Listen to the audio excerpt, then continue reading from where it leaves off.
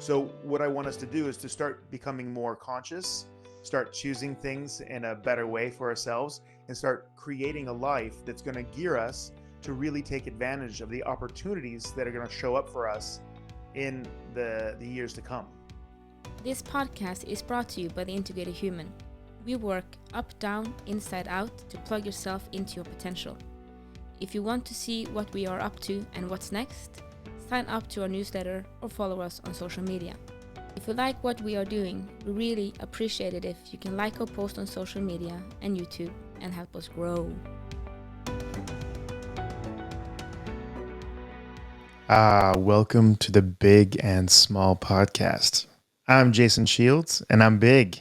And I'm Marit Gabrielsen, and I'm the tiny one. Yeah. Good morning. Good morning. It's a good Saturday. It's a very beautiful Saturday.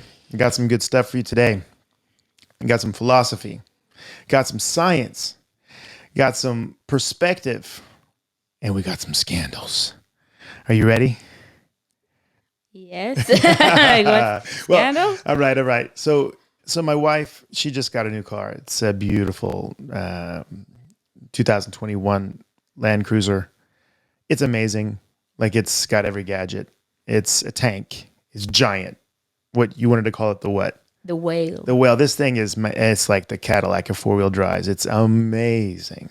It's big. It is. Huge. It's a dog car. She competes. You know, Marit and I, we compete a lot in jiu-jitsu, and I've competed in chess and volleyball and basketball and wrestling and karate, and just goes on. And I just love competition in general. So my wife was not a competitor to begin with, but when she realized that it was one of the best ways to collect energy for progress, then she started to compete. She started signing up for competitions, and she does basically dog sport.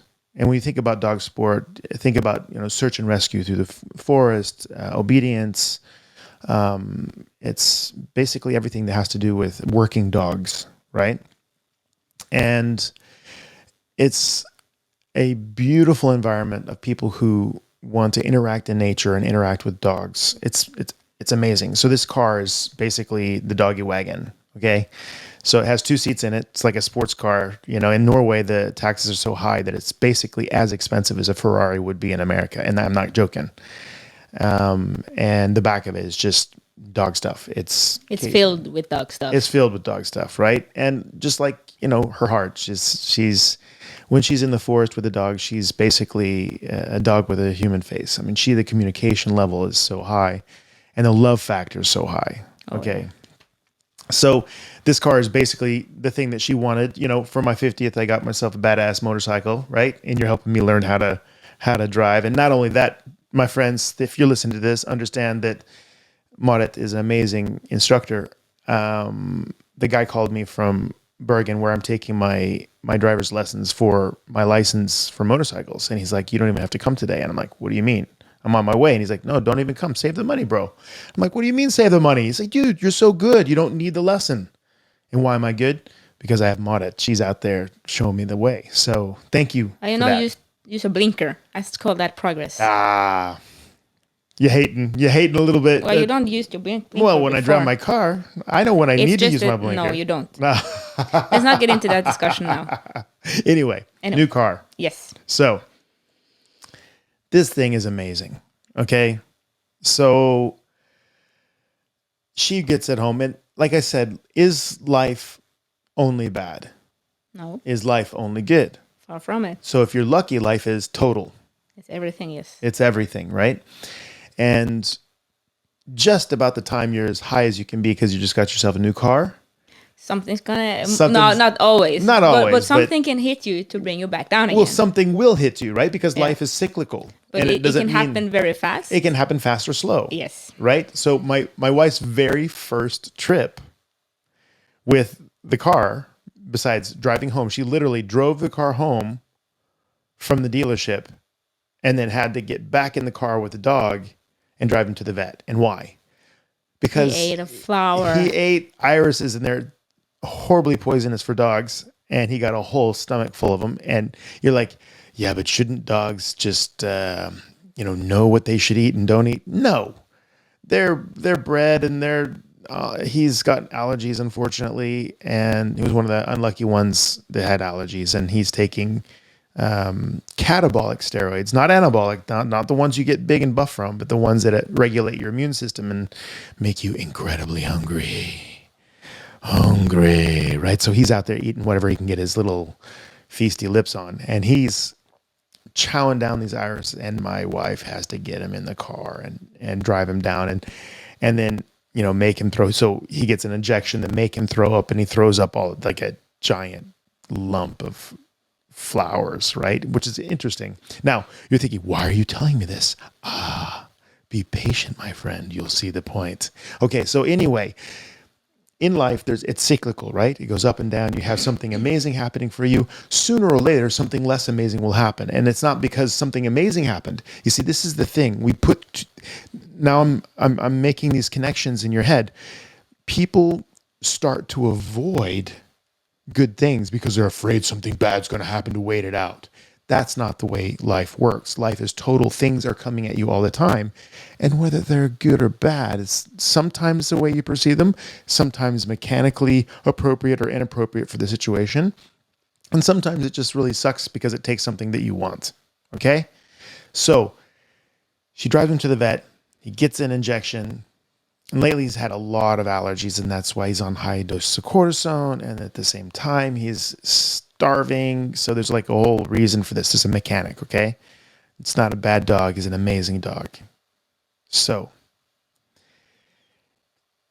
suddenly my wife, now like I told you, my wife basically, she lives for chiropractic. She lives for helping people, and she lives for dog sport. She loves this dog. We don't have kids. This is our baby. Her baby, right? She loves this dog like it's a kid, okay? And then suddenly the dog is avoiding her like the plague. You kidding me? No, like every time she like walks over, he's like, oh shit, and he's like backing up and he's going away and like, what's going on? And then I realized, I'm like, oh, and she says, what? And like, you realize from his perspective, you're picking scabs. You're shaving tails because he's got these. He looks like this is a German Shepherd. Yeah. He looks like a poodle. He looks like, because he's got these sores, right? These his allergic half of sores. his tail doesn't have fur. Right. And then he has fur at the end. Right. So you could say he looks like a lion, but we say he looks like a poodle. Okay, because we're joking around, but you could say he looks like a lion. Now he looks like a poodle. But when we talk about this with my wife, he's a lion, of course. Of course. Yes. But anyway, she's always having to deal with the sores. And is that nice or not nice? It's very, very loving and caring. And like we've talked about one of our workshop, what would a mother do? What would a mother do? Because she loves the kid. Yes. So you're going to do whatever it takes. Yes. But from his point of view, it sucks. It sucks. And she's picking scabs and holding him down and making sure he's getting this salve on it and all kinds of business, right? And then he comes home and he's having to adjust to this new car. He pops out of the car and he's freaking hungry. And why? Because he has so much allergies. He has all these sores on him that have been basically dealt with by my wife. So he's got that association to her. And then suddenly he jumps on these flowers, which for him, he's like, oh, salad bar. And he wolfs this stuff down, and then he gets grabbed immediately. He gets yelled at. He gets put in the car. He gets driven uncomfortably down to the vet. Yeah, because she hasn't gotten the cage in there yet. Yeah, exactly. So he's kind of having to drive front seat. Yeah, he's front seat with the big cone on his head and the whole thing, so he can't lick the sores. And of course, she's the one putting that on him. And then they get there, and she's holding him while the vet, jabs him with a needle, and then he gets all sick and throws up. Yes. Poor Nano. So from his point of view, he's getting scab picked. He's getting held down. He's getting dominated. He's getting yelled at. He's getting like bee stung with some injection. He's throwing up. He's just, and all of this is associated to who? Steve. Yes, my wife, right? Steve. So then suddenly he's like, hell no. Every time she's around, what? Some bad shit happens. Right? Now, this is the thing, guys. You're like, yeah, but there's this thing called karma. Yeah, but remember, karma doesn't mean that when good things happen, bad things have to happen to equal out. it also doesn't mean that when bad things happen, that good things have to happen to equal out. Karma, like we talked about before, has to do with your choices in the moment. Because in the moment, the things that are. They're not good or bad, or it's your pattern, the way you choose to look at things, the things you see and don't see, the things you repeat. Those are your karma. That's your karma. Okay. Things to do over and over again that gives the same result over and over again. Yeah, and you're like, oh, this is my karma, dude. You chose that shit, right? Now it is your karma, but it's karma you actually choose. Yes, exactly. Consciously or unconsciously, of course, depending how aware you are. But it's not just happening. But so many associations to things. We make these patterns in our heads because our minds are constantly looking for patterns, and sometimes the patterns aren't there. So, first of all, look at this. You have the dog who now has associations with my wife as somebody who's basically creating lots of uncomfortable situations for him. Now, from my wife's point of view, is she being loving? Yeah, she's loving the shit of this dog. I haven't seen anyone that adapts their lifestyle so much to a dog. Yeah. Because again, the dog is the kid. Yeah. So you do everything. And her passion and competition. And he's such a loving and is very good at his job, if you want to call it that. Exactly. He's such a nice dog. He's a high level competitor. So she's doing everything, loving and caring to make sure that the dog has a good life. And is she doing it technically perfect? Oh yes. She's doing it technically perfect. And she's got coordination with a veterinarian, everything's great, and she's doing it in a loving, caring way. But the perception of the dog is what? Terror. You suck. You suck, and every time you're around, something bad happens. Right? So that is the irony of life, because our perception of something has to do with our understanding and what we decide. Is he going to be the victim of the situation? Of course he's a dog and he has a hard time perceiving something else. But my question to you is that how many times in your life have you perceived something as you being a victim or somebody being mean to you when they were actually doing everything they could to help you? When they were lifting you up. I think it's quite often. Yeah, very often. But you're so stuck in your pattern. Exactly. And your own thoughts. Mm. Yeah. And then there's another really interesting thing, and that has to do with your level of perception, and that has to often to do with your identity, what you're going to identify as. So what are you identifying as, in your life? Are you identifying as a competitor? Right? So a competitor is going to see things in a different way than a person who's just there to enjoy. Oh, yeah. Right? So how you see yourself determines also how you perceive the world. So the world is as you are. Yeah, boy. That's it. And how you are is defined by how you yourself choose to identify. Right? In that situation. Because your filter for bringing things down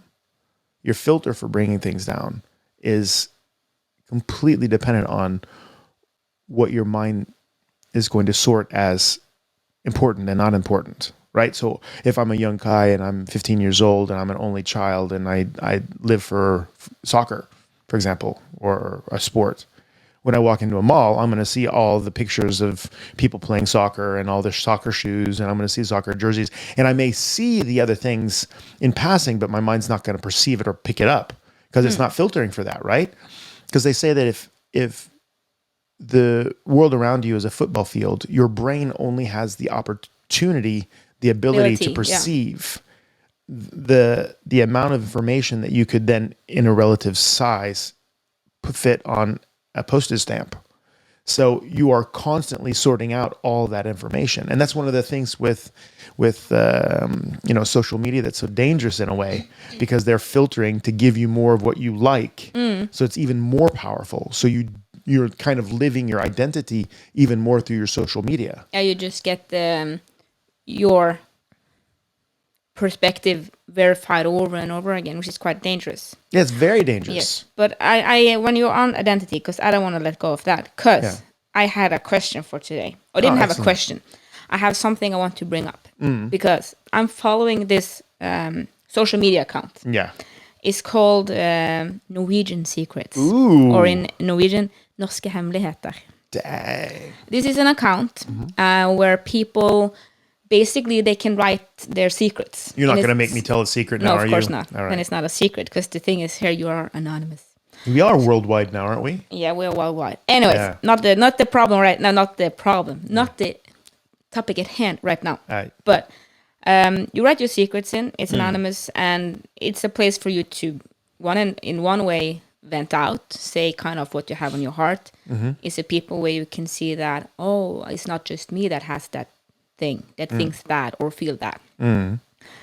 And I have to read this one. I had to kind of screenshot it because I thought it was. I wonder how many people that are doing this and how many people that feel like this when it comes to identity. So I'm going to first read it in Norwegian and then English. Yeah, you get to hear that she's not just playing Norwegian, she actually is Norwegian. I am very Whoop, whoop. Norwegian. Okay, so this is again the norske hemmeligheter or Norwegian secrets. Har alltid fått vite at mitt gode humør er det som kjennetegner min person. Det gjør så vondt å høre, for hvem er jeg da når jeg egentlig sliter med angst og depresjon? So for our English followers all over the world, let's see. I have always been told that my good spirit, my good And my positive my emotion. positive emotion is what identifies me as a person. It really hurts to hear this because who am I when I'm actually are struggling with anxiety and depression? Yep. That's it. And this hit me quite well because I have myself always been told that I am certain things from other people. And then, like we talked about, I have been going through a very big process the last 3 years, for 4 years, but especially the last 1.5 year, where I'm been tearing away all the identities people have put on me. Yeah. But that one hit me very hard when I read that because I'm thinking, how many times have I labeled people? You are. And how many people are labeled as something, but they're playing it. They're putting up a frame. They're putting on a show when they actually are inside the opposite.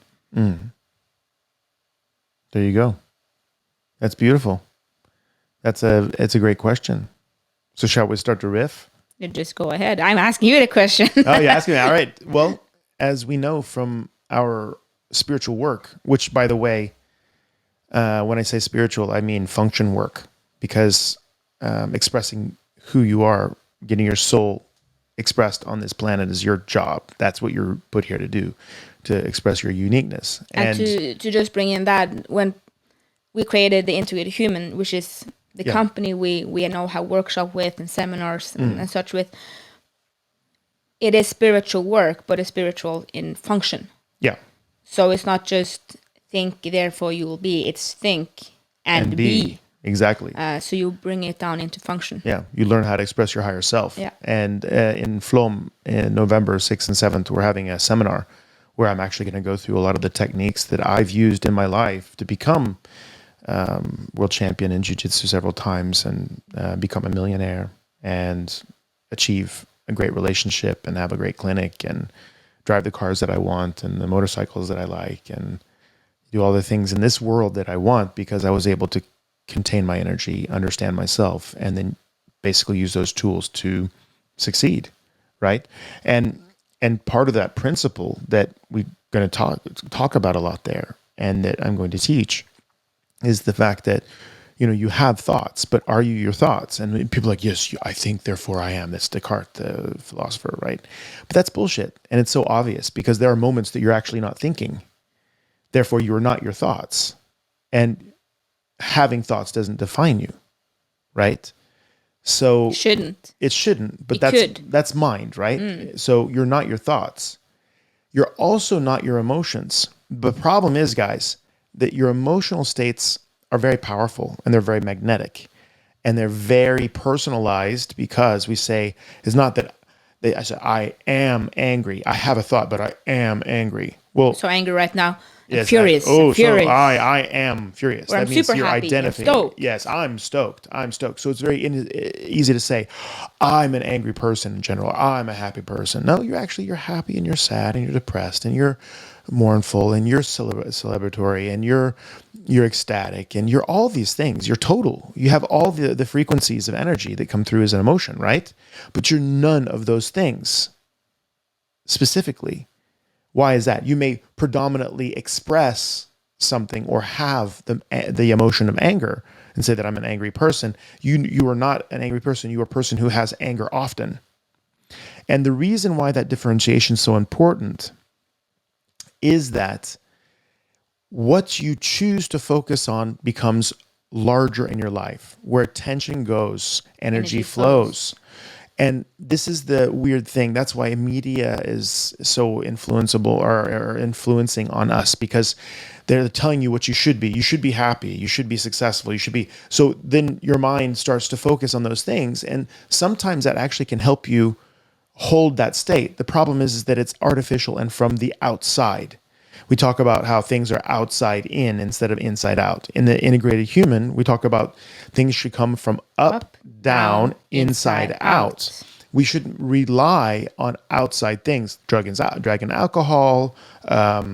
It's not that you can't do drugs and alcohol to have fun or whatever. I don't recommend that you do it.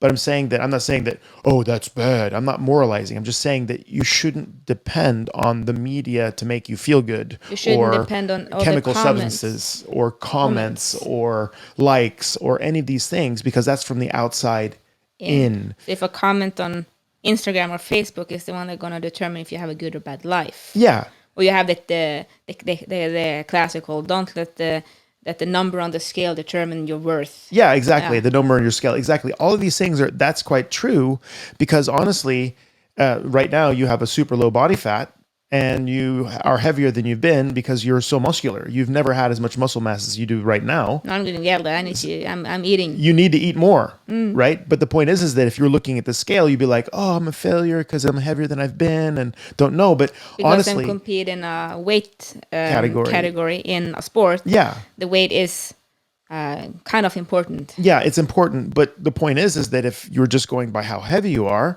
you may say, oh, I'm failing in my diet and diet even more without understanding your situation. No, you don't. You have to get the facts around your situation. Exactly. To understand whether it's good or bad, right? And are the comments that are given, has it value or is it just trash, basically? Yeah, 100%. Exactly. Who's giving the feedback and why are they giving that feedback? And is that feedback sustainable and does it have value? I think that's one of the things I've been, last week I took someone out of my power box. Yes. Because if I have decided, you have the whole fool me once. Yeah. Shame on you. Fool me twice. No. What is it? Yeah. It's like, fool me once, shame on you. Fool me twice, shame on you. Fool me 3 times, shame on me. Yeah. I kind of have the same thing. Hurt me once. Mm-hmm. Hurt me twice. Hurt me 3 times. You're out. Yeah.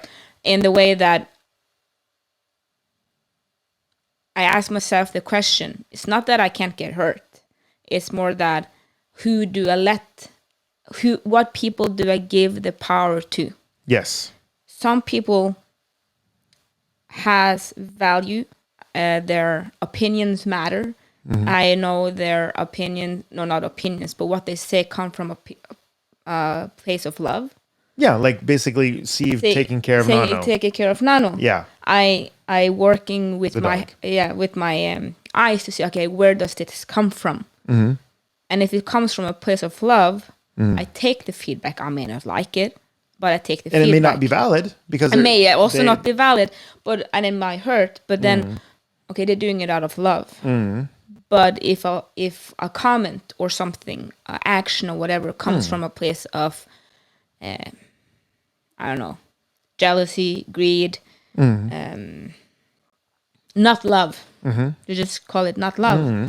Then I have my 1, 2, 3 times is enough. Yeah.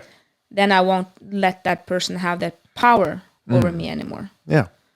I will still love them. I will still keep them around, maybe, but I will not let them have the power to influence my life. Exactly. Their opinions, their comments are not then something I would take into consideration before I do something. And this is an interesting thing because you want to, of course, be harmonious with the people around you, Of course. right?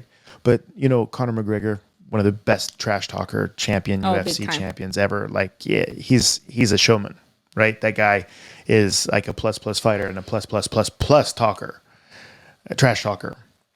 But he fought Khabib. Now Khabib comes from a place where they grow up humble Respect as a and culture and religion, right? yeah, you have Yes. respect, you have Yeah. honor. Yes. And they grind They grind everything's hard work. everything. And they wake up and they go to bed and they wake up and there's no entertainment. They just focused on the job. Okay. But one thing he said that I thought was so beautiful, it was like in between rounds. He goes, "Hey, Dana White," the guy who runs UFC. He says, hey, Dana, win or lose, I know who I am. You see, that's the point, because he's working from up, down, inside out. And that is the mindset of champions. It's the mindset of people who dominate others because they refuse to allow the outside world to determine who they are inside. Now, how well they express that is up to them. And that's why these meditation seminars that we're having are so important, because we help you find your best path, your easiest path to express your soul, to express your uniqueness in the world, that person who you are. But again, if you're allowing every other person to tell you who you are, and what you are, and what you can and can't do, right? Then you can never collect your energy to be all you can be, right? It's so true. But and the thing is, for what I did now was that I do not walk up to this person and say, "You hurt me once, you hurt me twice, you hurt me 3 times, you're out, and now you're out of the box. I don't want to see you anymore." Of course, I don't do that. Yeah, right. It has nothing to do with them. It has to do with myself and my inner process. Mm-hmm. So I made a distinction within myself, saying just, what you have given me now so many times, it's too hurtful. It's coming from a place of not love. Yeah. You will not have that power over me. My outside relationship with that person didn't change and hasn't changed and will not change. No, there you go. And right? Again, I don't confront them because they are having their process, why they're doing what they're doing. I don't know. Yeah. It's what they're working with. Mm-hmm. So it hasn't, and I know that why they're doing it has nothing to do with me. Mm-hmm. Exactly. But it's not my job to fix them. No. So therefore I'm saying, okay, I'm putting you there within myself, but I'm not confronting them or doing anything outside and kicking them out and said, "No, you're out." Yeah, exactly. No. Because again, it has to do with myself. Yeah. So when I understand, like with this from the Norske Hemmeligheter or Norwegian Secrets, that they are, of course it's hurtful when people look at you somewhere and you don't feel anyone see you as you and what you're actually struggling with. But also the thing is, it's within you. You have to do the work within you. So if people are saying to you, "Oh, you're always funny," or "You're always strong," "You're so strong," you're always having a smile on your face, and although you feel like shit inside, Exactly. it shouldn't matter what people say. Yeah, I have a really good example of that. One of my acquaintances, he runs a pharmaceutical company. So they have economic power. And not only that, he's a doctor and he's the life of the party. The guy is super social. And he and I were talking quite a bit around basically heartbreak and identity, and because a person leaves your life and you're no longer that person, because in a way that person gave you so much identity and you're so addicted to who you saw yourself to be when you were with them that when they leave, you don't know who you are anymore. And No, then you so hooked up to each other and all your patterns and yeah, what you do think and how you see the future and how you work towards your future had included that person. exactly. The problem is that in a way that's very romantic to think that, oh, we're completely tied into each other and we're dependent on each other and all that, but then you're actually never as collected as you could be. The question is, if you were completely collected and then had people next to you that were completely collected, how good would that relationship be? Because Extremely powerful and yeah, strong. absolutely. And both are strong on their own On and their own. extremely strong together. Then you magnify it. It's not 1 + 1's not 2. It's exponential. It's like 1 + 1's 11. That's not exponential, of course. I know math, but but it makes so much more, right? Because then you're both shooting from both hips, and you have 4 legs to walk on instead of basically, hooking legs together here and then trying to hop around on 1 leg each, and crippling each other basically all the time. It's about being strong for each other, yes, but again, when you're addicted to that person so much that when they're not there, you don't know who you are, then you have an issue, right? Then you're allowing them to define your identity. I That's think how we you do know. that with a lot of us do that. I've done it before. Yeah, Like my everybody. identity, and we do it because you identify with something. Yeah. Well, as children, you're taught that. You're taught that, don't you want to be a good boy? Don't you want to be, don't you want people to like you? Don't you want, yeah, I Of course, understand the benefit, that's of course. And, oh, don't you, all of these things that society teaches you in order to socialize you, all the things your mothers and fathers and teachers and preachers give you is like a survival package before you understand life. But after you understand life and you understand your relationships, you need to start looking at yourself inside and start dismantling your survival guide to figure out what you want to be, how you want to live, what you need. free yourself up. That's it. That's it. Very interesting. So, oh, you're such a happy girl. You're such a happy girl. Oh, you're so happy. Oh, she just is so positive all the time. Shut the fuck up. Right? Because you're not Yeah. going to put me in that box. And there's like, well, I gave you a compliment. No, you actually are putting me in a box, and you evaluating me like that puts me in a box, because in a way people can use that to control you. Oh, you don't need help. You're so resourceful. That is easy for you. Oh, you're rich. Oh, that's it. This is one of these things. Okay. I have a friend. Okay. And he inherited $380 million. So that's a lot, and this is like in the 80s, guys. So $380 million It's a lot inflation. now. That's it was a whole lot lot of money. Okay, in the 80s. so his dad, okay, he owned a paper company, and that paper company supplied paper to the U.S. government, which means that anytime they change a comma in any of the laws, or they write new laws, they have to rewrite all of the law books in all of the official offices in the whole United States, and they sell that paper. You realize that? So every year it's updated. So you can imagine the amount of paper that goes out, and that's just one of their customers. Okay, so this is when he inherited this money. It's just like a drop in the bucket for what he's going to get now, probably what he has now. I haven't talked to him for a while, but this guy, he's young, and he's like, hey man, let's go down to spring break. Let's go spring break in Florida. Just enjoy a little bit, And I was like, man, I don't have the money for it. No, man, you can sit with me in the car and stuff. I'm like, nah, I don't have the money for it. I'm here. At that time I was basically working towards the Olympics, the Olympic team in volleyball.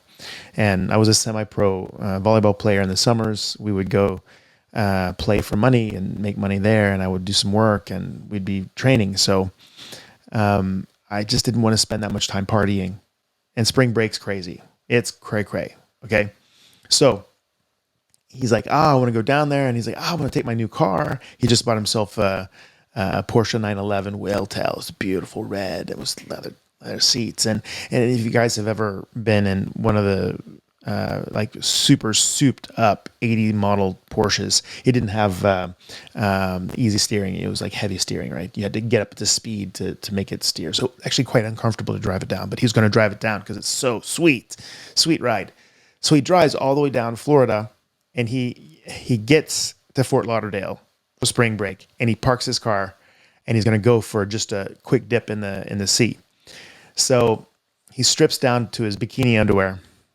Yeah, man, he's a rich guy. He's young. He's good looking, whatever. He strips down to his underwear, throws it. He just runs into the water, and he comes back, and his car, his wallet, his clothes are gone. Somebody stole his car with all his stuff in it. So all he doesn't even have shoes. He has no sunglasses, no sunblock. He has nothing. Okay? His parents are in Europe. We didn't have cell phone this time. And if he had, they had a suitcase, and yes, he had one in the car. Yeah, but of course that's gone. But yeah, it's not like and all of his stuff's gone, right? So he's like literally having to collect calls on the payphone back when there were payphones, right? There are no payphones anywhere in Norway anymore, basically. So they've turned most of those into free libraries, which is kind of cute. But anyway, so here he is in his underwear, and he's trying to make calls. And he said, thank God they were bikini-ish. Like, they looked kind of odd because everybody else was in shorts, but it kind of looked like a swimsuit. He said, and thank God they were black, at least, So he said that he was like, we're running around, and he went from being basically super wealthy and never having a problem with money to eating out of garbage cans. Okay, because within 15 minutes. It was like, he's super starving. He's getting sunburned. He's on the beach, he has nobody. He has no friends with him, because he's usually the life of the party. He's super rich. He's like a playboy, and he's starting to get sunburned. So he's like, okay, I'm going to go talk to the police. So he goes in there, and like they realize this guy's walking around in his underwear barefoot. They realize that those are bikini underwear and not swimsuit, and they try to catch him. So he's running from the cops. So here we got this multimillionaire who got all his stuff stolen, and he's broke. He's super broke, right? And he's sunburned, like he's got blisters on his shoulders, and he's waiting for people to finish their parties in the evening at campfires so he can eat whatever's left over, the food they leave around the fire, and they have these cute little fires on the beach at night, and he's trying to make friends so he can get a snack. It's hopeless, okay? And he finally finds a person who recognizes him. There's like a person who recognizes him, like this, because this guy's a little bit of the who's who. So he gets recognized. Hey, John, what's up? How you doing, man? Bro, hey, man, can I borrow some bucks? You're rich. No, dude, no, like somebody stole all my stuff. Yeah, right. No, dude, really, look at me. I've been homeless for 3 days now. Like, I need to get home. Like, my parents aren't anywhere. I can't contact anybody. Could you? This is before internet. This is before internet. Yeah. There's no mobile phones. Like, he can't get a hold of anybody. He even went to a bank, and they're like, get out. And yeah, but it's me. Like, no, get the fuck out. Like, he can't even go to a bank to make some kind of a wire transfer. Nobody's listening to him. He finally finds somebody who recognizes him, and he's like begging this guy for some cash. He's like, man, please, lunch, whatever. I'll give you $10,000. I'll give you $100,000. Please, I need food and I need to get home. Get the fuck out of here. Get away from me. And the guy actually got combative with him, and he wasn't able to convince the guy that he needed help because the guy was so convinced. He knew who that guy was, and he's usually kind of a playboy, and he's got money. He's not the most integrated person. No, he's not an integrated person. I will imagine he's not the one that makes most good friends. No, can you say "fuck you, money"? Yeah, he can say "fuck you, money," right? He's the one to just go. Like, he's above you, and a little bit. I mean, he's not the person that you want to give money to. No, that's definitely the case because, as you remember, he was inviting me down to spring break, and he has all this money, and he was just inviting me to sit in the car with him. I probably would have to split the gas with him, just so you know. Like he was very. Now, I'm not saying that being equal and fair and him having to pay for everything is the thing. But often, if you have lots of cash, I mean, if you ask me, how generous am I with my finances? You're way too generous Well, with your that's finances. yeah, but I sponsor who I want to sponsor. But you sponsor athletes. You do Yeah. good with them. Yeah, I do good with it, right? But the point is that if I have a friend I want with me, and we're going to the movies, and I don't know if they have money to go to the movies, I buy a ticket. Yeah. Right? Like you because you don't want that to be something that gets in the way of your social life. Well, anyway, that's what he did, and that's who he was. So this guy was kind of like, yeah, fuck you, John. Yeah, right, you're going to give me $100,000. Get the fuck out of here. He probably would have, by the way. He was also a man of his word. But what I'm saying is that this guy put this dude in a box. You're rich. Therefore, you don't need help. You don't need help. While he's standing there in 3 days, at least 3 days old underwear that's been in the sea, blisters on his shoulders, sunburned like a mofo, and he's literally running from the police. He can't get anywhere. It took him a week to get home because his parents came home and it was like, where's John? I don't know where John is. I have no idea. Sorry. You know, it's like, anybody seen him? And like, they're like, he was going to Fort Lauderdale, you know, and then basically started asking around, and they finally found him. And they never found the car, by the way. That baby was probably cut up. That's long gone. Yeah, like an hour later, it was probably cut up for parts and sold. I mean, it was. What happens? Yeah. So anyway, it's Florida, okay? But my point is that people put you in a box. You're happy.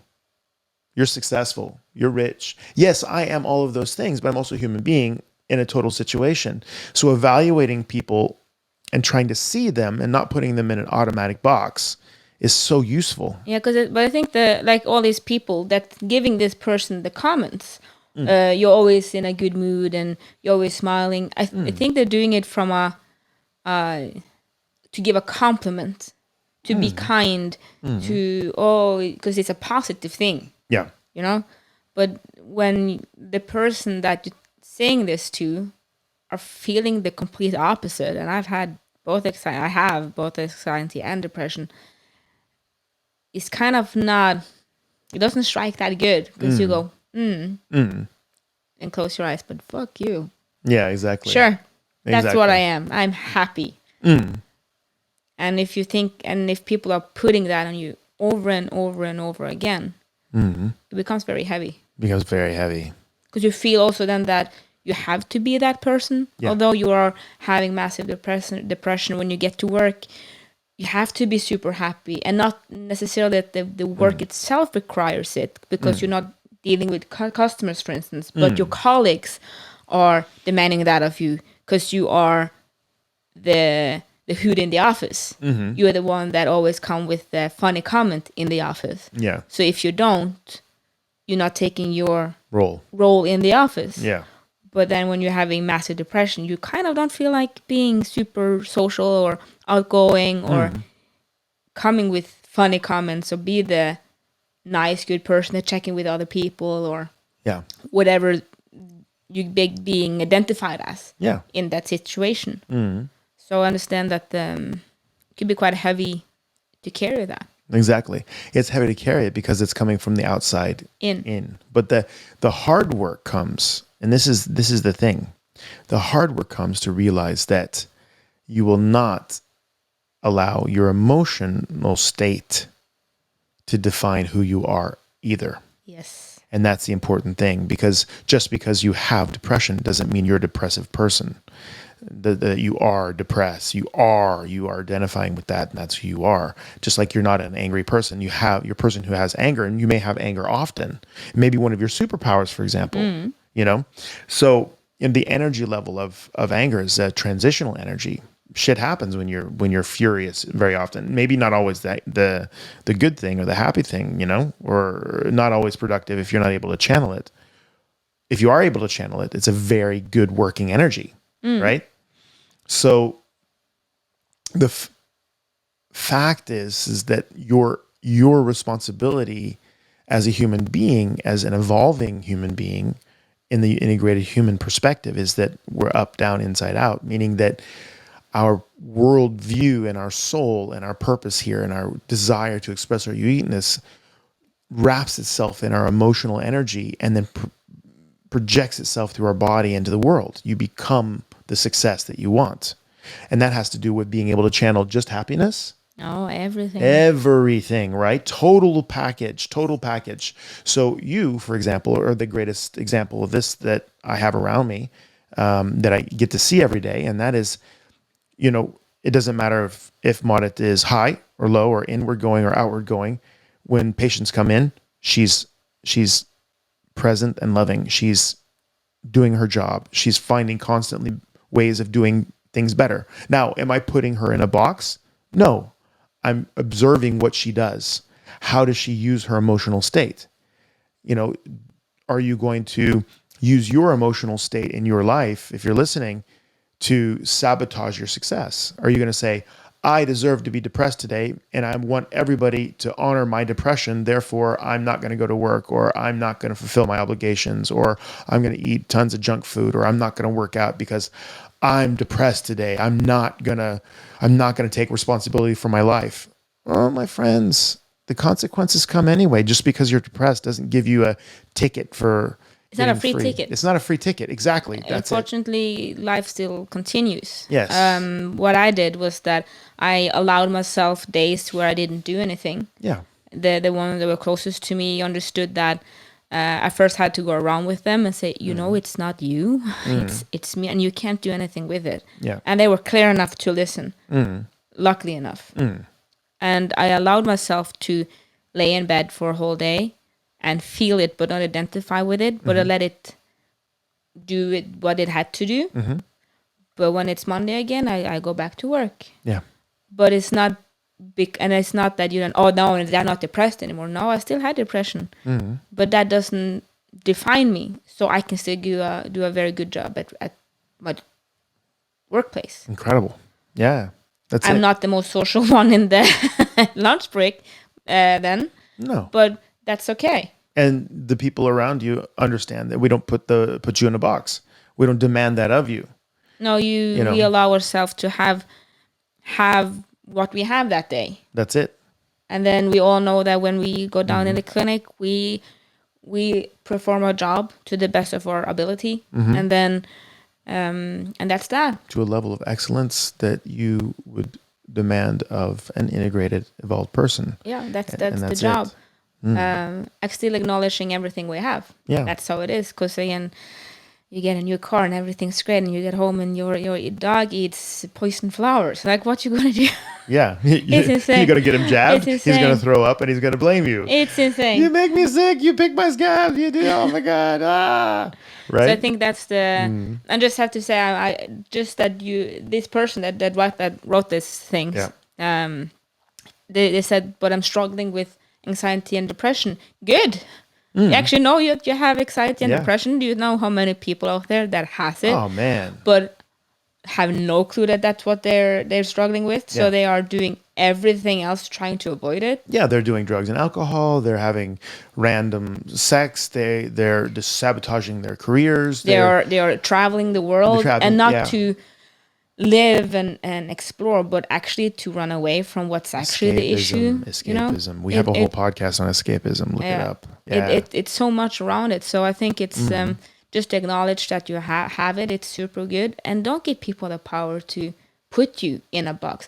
Okay, if this person looks at me as a happy, outgoing person, good. Yeah. It's good for them that they look at me as I can be that for them. Yeah. Sometimes, but that doesn't identify me. That's not who I am all the time. Yeah. But maybe for that role, that's what you need to be for them, Yeah. Well, that's maybe they are getting some inspiration from that. That's amazing. So it's not only bad. No, because we're not looking, guys.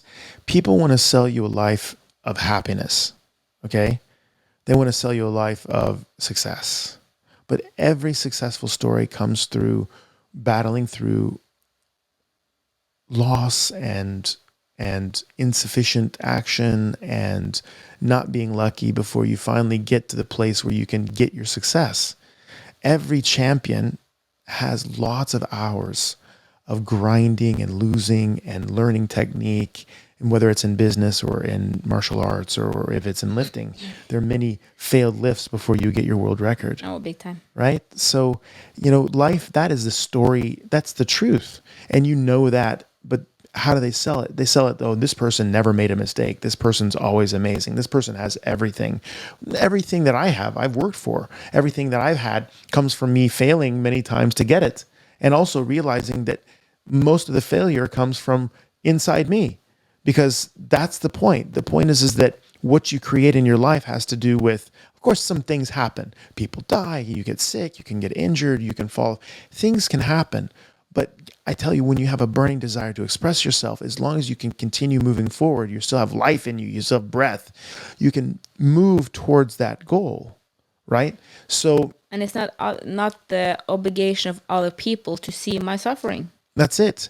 And it's only when you completely understand that you're a total person and you accept that you get the true energy. You go beyond emotion, beyond thinking, beyond your physical body, and become a completely realized person.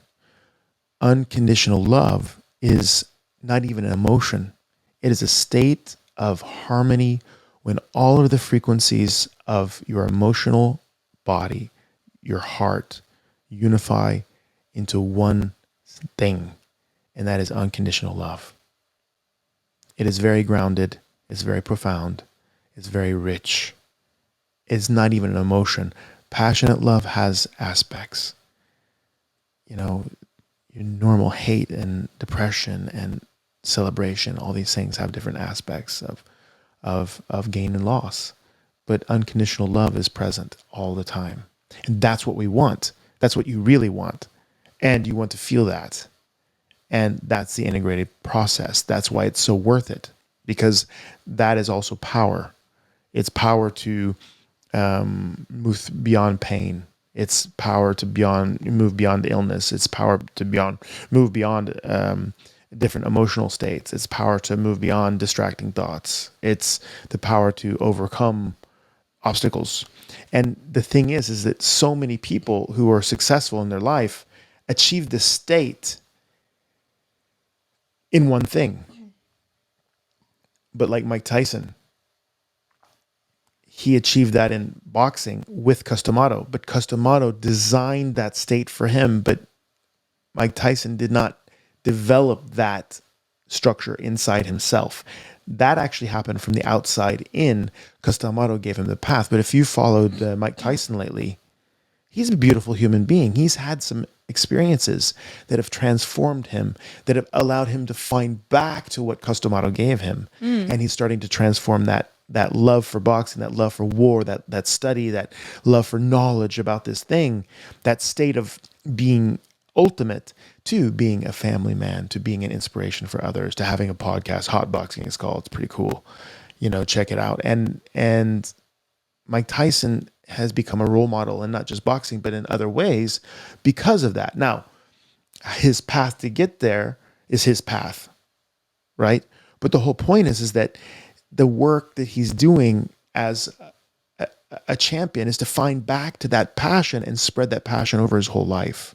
The integrated human process gives you that immediately. You don't have to be the Mike Tyson who has a failed empire where everybody's stealing from him and suing him, and you don't need all this stuff to get there. Yeah, you don't need all the pain. I talked to a beautiful woman yesterday about our event in Flåm. Yeah, and she I said we're having just to say, because you mentioned it, we're having a meditation in Agia pub. 6th to 7th of November. The tickets are now online. Limited space, because we are trying. We want to keep it intimate and very powerful. Yes. It's the 6th or 7th of November. And they call it a pub is actually wrong. It's like it's a Viking church. It's a Viking church. It's not insane. The groundy dark thing. It is an experience. Yeah. It's and a if you live in cathedral. Norway, I think you have to, because of all there's still some travel restrictions. Check it out. The event is called Relax, Recenter, and Feel the Energy. It's on Facebook, or check out integrated-human.com. Yes. That's where it's live. But I was talking to this woman about it, and I said, if you like me, because when I started meditation, meditation is not for me. I'm not going to sit on a yoga mat with my lotus position and go, or part, you know, now I have grown so much to understand I can do that as well. But I didn't think it was for me. Now meditation is some of the most powerful thing I can do. Yeah. And you actually feel physiological changes. Oh when you yeah, meditate. big time. Yeah. And I said the whole thing is that meditation is, like you said, it's about coming back. It's about how are you gonna, when people come with comments like this, that you are something, are you gonna let that wreck your day and throw you off base, or are you gonna recenter and recover? Okay, good. You're gonna how long time does it take for you to come back into yourself and recenter yourself? That's it. When you start a diet, which mainly starts when New Year's hits, and you fail, of course, after 2 weeks because you make 100 adjustments instead of 2. Then is it going to take 2 years to start again, or is it going to take a week or a month or an hour? Yeah. How long is your recovery time? And meditation helps a lot with that. That's it. To find the things you need in your everyday life to be who you want to be. That's it. That's it. So, you know, you guys out there, we love so much being here. We love doing the podcast. We love contributing, and we love that you're listening. So remember, you matter. Unless you multiply yourself by the speed of light squared, and then your energy. But if you can't be energy, matter. Thank you for listening to our podcast. We hope you felt we added something to your day and hopefully your life. If you want to learn more, subscribe to our newsletter and find us at integrated-human.com. That is integrated-human.com. Integrated Human on YouTube and other social media platforms. Have a great day and thank you again for listening. Love, light, and upgrade from us at the Integrated Human team.